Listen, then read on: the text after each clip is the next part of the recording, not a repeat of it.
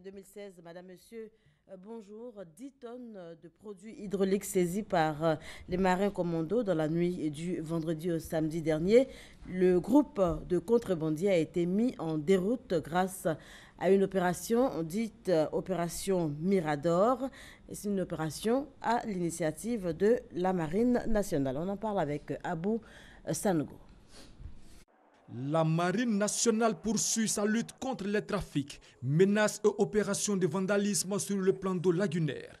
Ce sont plus de 10 tonnes d'hydrocarbures qui ont été saisies par les fusiliers marins commandos dans un tin de 30 tonnes à la sortie du canal de Vridi.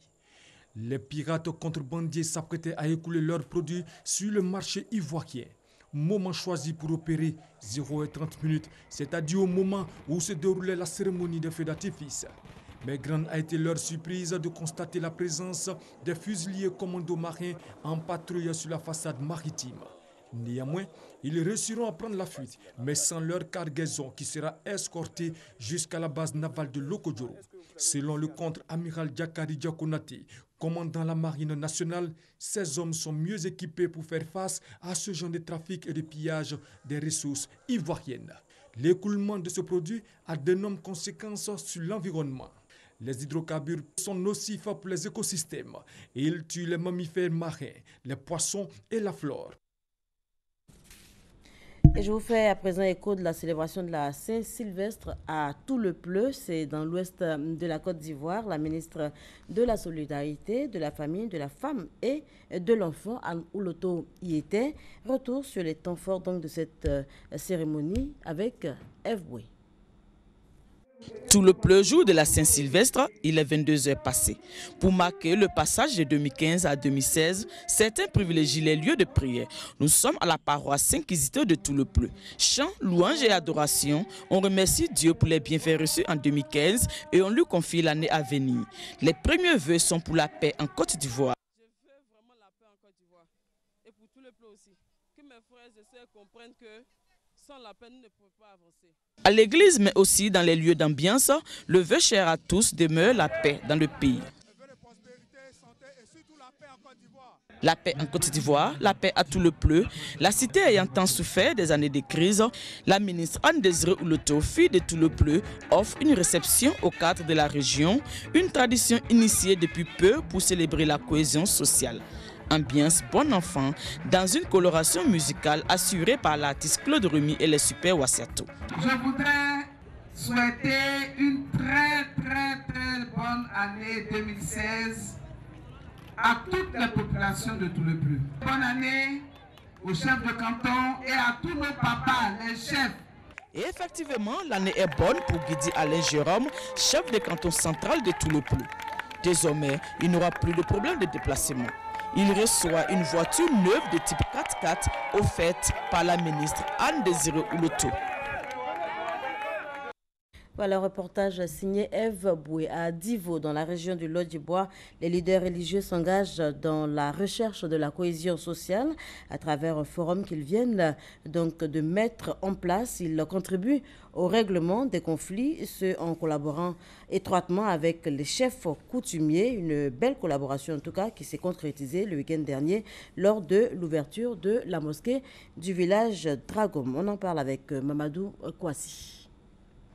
Dagrom, village de la sous-préfecture de Divo dans la région du Lodjibois, a connu des moments difficiles en 2008 et 2011. Dans ce village, pendant longtemps, la cohésion sociale était mise à mal, allant jusqu'à l'établissement d'une charte interdisant l'enterrement des halogènes sur le sol de Dagrom. Une situation qui a favorisé le déplacement de nombreuses familles. Mais cette cohésion sociale déchirée à l'époque a pu se recoudre grâce aujourd'hui à l'intervention des leaders religieux, des chefs coutumiers ainsi que des cadres. Chose qui permet aujourd'hui de renforcer la cohésion sociale et de maintenir la paix dans cette région en quête de développement. La cérémonie d'inauguration de la mosquée de ce village confirme le retour de la paix et de la cohésion. Une œuvre qui a vu la contribution de toute la communauté religieuse. Une occasion également pour les religieux de confirmer leur volonté de bâtir une nation de paix et développée. Au cours de cette cérémonie d'inauguration, les différentes communautés ont réaffirmé leur volonté à vivre ensemble dans la paix et la culture du pardon. Le docteur Famoussa Koulibaly, cadre de la région du Lodjibois, salue les initiatives des chefs religieux. Il souhaite que cette harmonie qui règne entre les différentes communautés du Lodjibois soit davantage renforcée. Non seulement propos soutenus par la marraine de la cérémonie, Fatima Mabri, qui demande aux différentes communautés de renforcer cette union et cette cohésion qui renaît depuis quelque temps dans le département de Divo. Continuer de prier pour le pays entier. Parce que tant qu'il y a la paix, je pense que nous pourrons faire de grandes choses ensemble. Merci pour la confiance. L'essentiel, c'est se rapprocher et d'avoir la crainte de Dieu et éviter ce que Dieu nous a défendu et faire ce qu'il nous a autorisé. Les différentes communautés religieuses ont bénéficié de plusieurs dons. La communauté Aris du village de Dagrom a reçu le soutien de la marine ainsi que des autres confessions religieuses pour la finition des travaux du nouveau temple. Des prières ont été faites pour le maintien de la paix et pour le renforcement de la cohésion sociale à Dagrom. Dans la région du Bafing, dans l'ouest de la Côte d'Ivoire, l'actualité est marquée entre autres par la tournée du ministre de la Construction, du Logement, de l'Assainissement et de l'Urbanisme. Mamadou Sanogo était dans sa région natale pour évoquer avec les siens des questions de développement. Au-delà de la célébration religieuse, la fête de Maoulid représente aussi un moment de retrouvailles dans les localités du nord de la Côte d'Ivoire. Des moments de retrouvailles mis à profit par les cadres et les ressortissants pour parler de développement local. Cette année encore, ce fut le cas dans les villages de Ganoué et de Mandougou, situés dans la région du Bafing. Si à Ganoué, l'école primaire est en réhabilitation, à Mandougou, l'adduction en eau potable est un vœu cher aux populations. Deux actions de développement qui connaissent l'implication du ministre de la Construction, du Logement, de l'Assainissement et de l'Urbanisme, Mamadou Sanogo. Notre projet qui nous tenait à cœur, c'est le projet de construction du château d'eau. Et il vient de rassurer tout de suite toute la population pour nous dire que ce projet sera réalisé dans les 3 mois à venir. Mamadou Sanogo entend faire davantage pour le développement de toutes les localités de la région du Bafing. Nous ferons en sorte que ce qu'il en soit de même dans toute la région où nous reconnaissons qu'il y a un retard au niveau de l'adduction d'eau. Dans d'autres villages voisins, il y a des problèmes d'électricité. Il manque aujourd'hui des postes et puis des systèmes de transport d'énergie. Tout cela est prévu au niveau gouvernemental. Nous ferons en sorte de pousser pour amener le gouvernement à tenir ses engagements dans le Bafing. Outre Ganoué et Mandougou, le ministre de la Construction a sillonné d'autres villages du Bafing, une tournée au cours de laquelle il a appelé tous les fils et filles du Bafing à l'union. Et toujours dans le Bafing, Koro Brela, une localité de la ville d'Odiéné, est désormais connectée au réseau électrique. Jeudi dernier, le maire d'Odiéné, Nassedeba Touré, a présidé la cérémonie de mise sous tension du dit village. Mamadou Kwasi. Le développement. La région du Bafing veut rattraper son retard. Le président du conseil régional, Lassina Diomandé, et son équipe veulent renforcer les acquis des 3 ans d'exercice. Pour eux, il faut accélérer le processus de développement entamé depuis ces 3 dernières années afin de réduire le taux de pauvreté dans cette région du nord-ouest de la Côte d'Ivoire. Pour gagner ce pari, un plan stratégique de développement est adopté.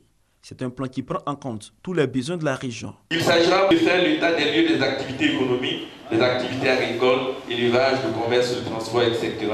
Il s'agira de caractériser les infrastructures et équipements socio-économiques communautaires qui existent dans chaque localité. Faire l'état des lieux de toutes les structures d'appui au développement qui sont intervenues ou qui interviennent encore dans les localités.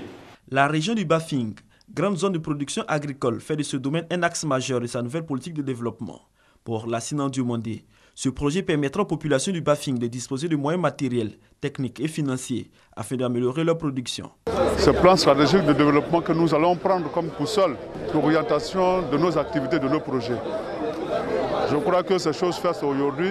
La mise en œuvre de ce plan stratégique de développement est confiée à l'ANADER, Agence nationale de développement rural, pour booster l'agriculture et l'élevage en déployant son expertise. Le président du conseil régional ainsi que le corps préfectoral ont invité les jeunes et les femmes à s'intéresser au projet. Le soja, l'anacarde, les veillards, le coton, le cacao et le café ainsi que les cultures maraîchères seront les projets pilotes. Des initiatives que le président du conseil régional, Lassina Diomandé, engage pour l'amélioration des conditions de vie de ses administrés qui aspirent à un mieux-être. Voilà, vous l'avez certainement rectifié par vous-même avec Mamadou Kwasi. On parlait développement. Il était plutôt question donc de la région du BAFIN qui adoptait donc un plan stratégique de développement. On parle toujours développement. Le Grand Prix pour la paix et le développement, prix initié par le Comité national de distinction, honore 6 acteurs de développement. La cérémonie de distinction a été placée sous le parrainage du ministre Aboulaye Koné. Il a à l'occasion prononcé donc une conférence publique sur les fondements et les succès de la politique d'émergence du chef de l'État. Distinguer des personnalités, des personnes connues ou anonymes, des institutions au service de la République en vue d'accompagner la politique d'émergence. C'est la mission que s'assigne l'ONG CNAD, entendez, Comité national de distinction. Pour l'édition 2015 de sa traditionnelle soirée de reconnaissance du mérite, le président Isidore Goza et son équipe ont identifié 6 hommes et femmes. Ces personnes qualifiées d'acteurs de l'émergence ont reçu le Grand Prix Paix et Développement du Sénat. Christine Dadier dans le domaine de la restauration, André Seripa dans le secteur de la sécurité privée, Somadao, maire de Kolia, désigné meilleure maire, Kofi Adjoa Pauline dans l'immobilier, Ayake Germain et Paul Bokra-Dioman, animateur en langue nationale sur les antennes de la RTI, ont reçu leur prix. Ancien ministre de l'économie, des finances et du développement du président Félix Houphouët-Boigny, Aboulaye Koné a félicité les lauréats de ce prix. Il a surtout souligné les mérites du président de la République, Alassane Ouattara, avant d'évoquer les fondements du Programme national de développement 2016. Pour lui, la Côte d'Ivoire est résolument engagée sur la voie de l'émergence à l'horizon 2020. C'est pourquoi, a-t-il ajouté, il est important de célébrer l'excellence et promouvoir les valeurs de l'Ivoirien nouveau, c'est-à-dire un Ivoirien travailleur avec un sens élevé de l'État et de l'intérêt national. Voilà, c'est un reportage signé Serge Koléa. La voie principale d'Alépé menacée par des eaux usées. Nous sommes dans la commune d'Abobo et c'est par Gassoro Koné qui nous y conduit. Après le quartier Biabou dans la commune d'Abobo, sur cette voie menant à Alépé, un sachet bleu accroché sur un bâton en plein milieu de la route. Ce fanion de circonstances pour indiquer aux usagers le danger à cet endroit. Eau usée, boue, ni des poules invisibles sous les eaux de ruissellement obligent automobilistes et motocyclistes à ralentir. Les piétons, eux, sont obligés de marcher dans ces eaux usées pour regagner leur domicile ou leurs différents champs. Une situation qui les expose à toutes sortes de maladies. Je crois que c'est l'eau de ruissellement, les eaux usées venant d'Abobo qui passent par là.